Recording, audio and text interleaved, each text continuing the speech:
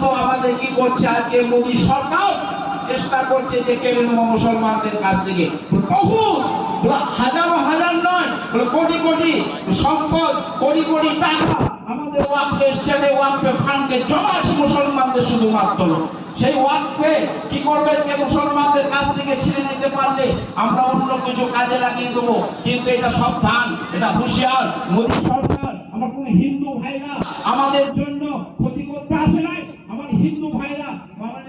বলেছেন আর পূর্ব বক্তারা বলে গেলেন যে হিন্দু ভাইরা আমাদের সঙ্গে রয়েছে যে কি তাতে ওয়াকফে আইন যে কালা কানুন দিয়েছে কালা কানুন পাস করার চেষ্টা করেছে বলে সেটাও সুপ্রিম কোর্ট আমাদের দিকেই রয়েছে এবং আইনসম্মত আশা করছি যে মুসলমান দিকে রয়েছে ওয়াকফের দিকে রয়েছে যাতে